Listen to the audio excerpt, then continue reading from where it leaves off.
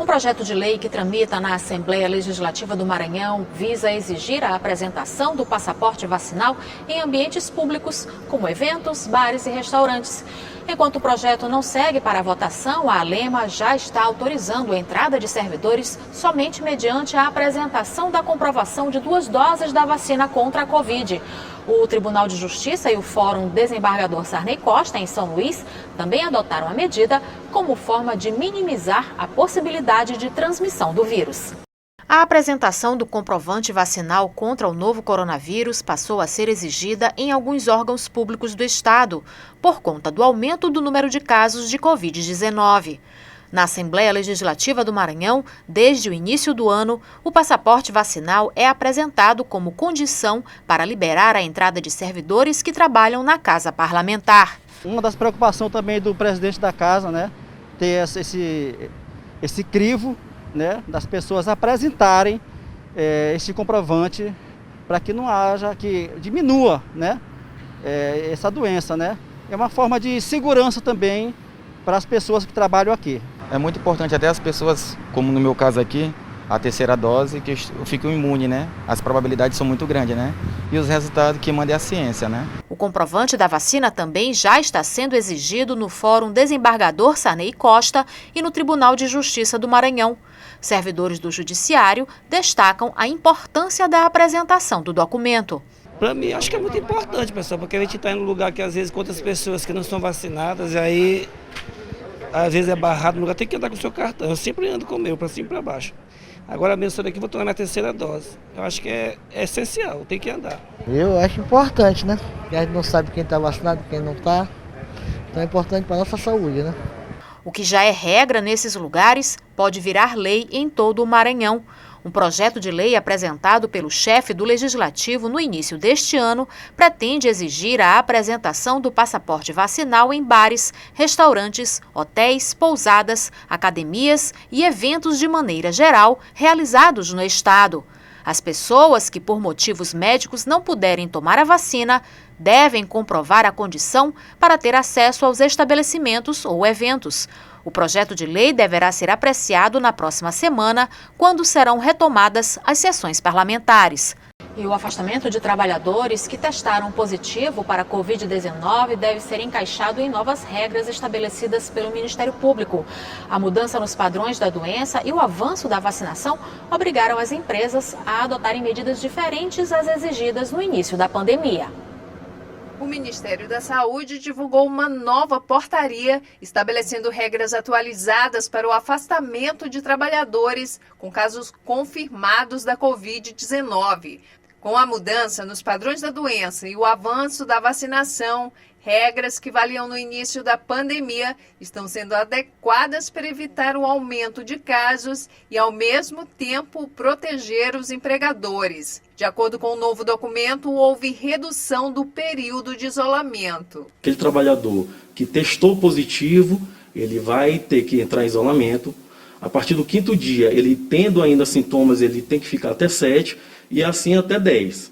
Caso no 5º dia ele não apresente mais nenhum tipo de sintoma, não tenha febre, nem esteja fazendo uso de medicação antitérmica ou do protocolo da Covid, ele pode sim sair do isolamento e retornar para o seu trabalho. No caso das pessoas assintomáticas que tiveram contato com pessoas com a Covid confirmada, a orientação é fazer o teste. Nossa orientação é para que o patrão, o empregador, ele incentive a testagem.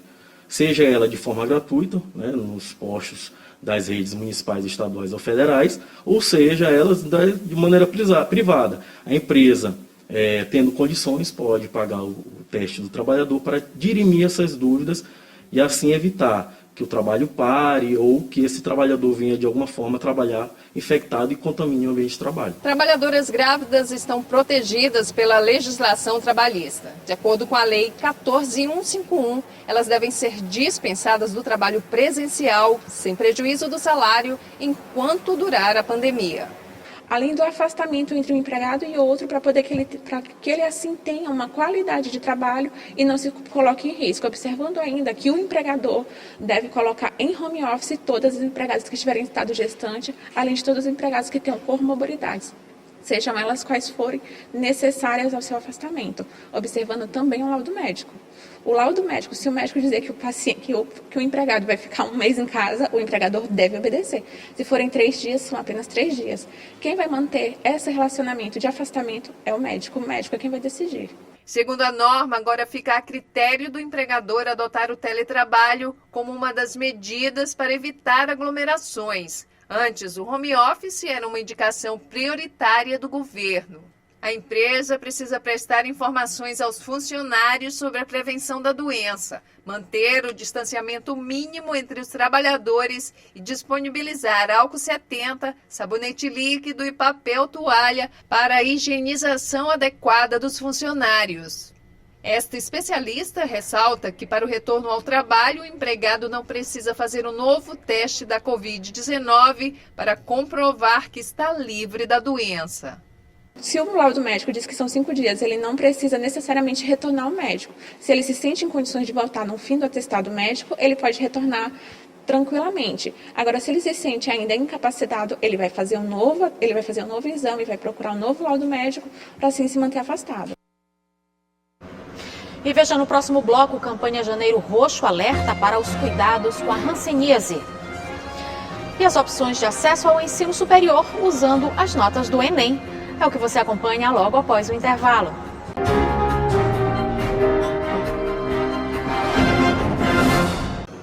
Durante o mês de janeiro, especialistas realizam a campanha Janeiro Roxo para chamar a atenção da população sobre os cuidados e a prevenção contra a hanseníase.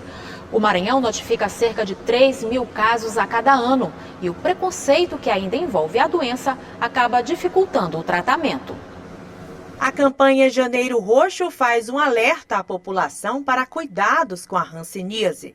Cerca de 30.000 novos casos da doença são detectados todos os anos no Brasil, segundo a Sociedade Brasileira de Dermatologia. Apesar do número alto, a doença ainda é motivo de muito preconceito, o que dificulta seu combate e tratamento. A pessoa, se ela tem mancha, ela deve se dirigir a uma dessas unidades para fazer o teste de sensibilidade. E aí a gente vê que essas pessoas, por ser uma mancha que não dói, que não coça, que não incomoda, então a pessoa não procura fazer uma consulta. E a gente aqui com a carreta, essas pessoas que tinham hanseníase, sem saber que tinha, né? Vieram até a gente e a gente conseguiu diagnosticar em um dia, 5 casos. Em São Luís foi disponibilizada uma carreta na Praça Deodoro para a prevenção e detecção de novos casos da doença. O objetivo é aproximar a população do serviço de diagnóstico para um tratamento imediato. Na carreta, os pacientes passam por uma consulta médica e, em casos positivos para a hanseníase, é iniciado o tratamento na unidade móvel. Dona Maria não perdeu tempo, aproveitou que estava de passagem pelo centro e fez os exames. Enquanto vim agora resolver um assunto aqui, olhei e me interessei, né? Então, é como se diz, isso é até para evitar o pior, que a gente, para poder prevenir. Então, na prevenção, justamente, essa ação é para prevenir e para saber se o paciente está constando aquilo, já vai logo providenciar, fazer o tratamento. Então, é muito bom isso. O Maranhão notifica em média mais de 3.000 casos todos os anos. A Organização Mundial da Saúde considera o estado como hiperedêmico, que se refere a níveis elevados persistentes da doença. Entre os principais sintomas da hanseníase estão o aparecimento de manchas esbranquiçadas, avermelhadas ou marrons pelo corpo, que geralmente estão associadas à perda de sensibilidade ao toque e à dor, além de terem uma temperatura diferente do resto da pele. Dormência em partes do corpo, inchaços nas mãos e pés e dor nas juntas também estão entre os sintomas. O ideal é sempre estar atento a esses sinais e procurar ajuda médica.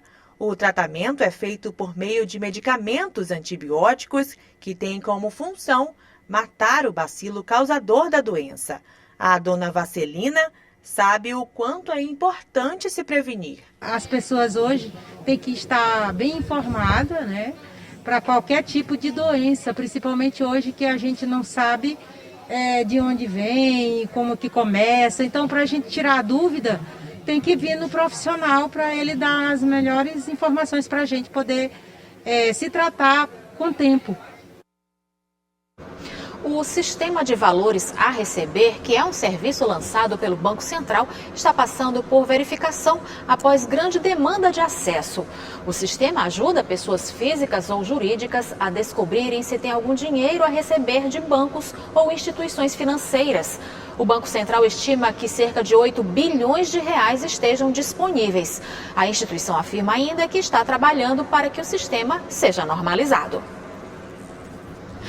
De acordo com o INEP, o instituto responsável pela realização do Enem, o resultado das provas deve ser divulgado no dia 11 de fevereiro. Até lá, os candidatos seguem na expectativa de conseguirem uma vaga no ensino superior. O Exame Nacional do Ensino Médio possibilita a entrada em universidades e faculdades através de diversos programas federais. Estudantes de todo o país estão na expectativa pelo resultado do Enem, o Exame Nacional do Ensino Médio.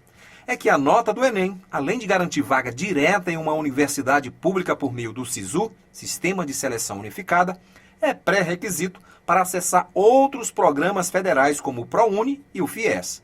A coordenadora de cursos da Faculdade Santa Terezinha chama a atenção para um detalhe importante. O grande sonho de ingressar em uma universidade, em uma faculdade, ele está prestes a acontecer, porque o resultado do Exame Nacional do Ensino Médio, ele vai sair agora no dia 11 de fevereiro.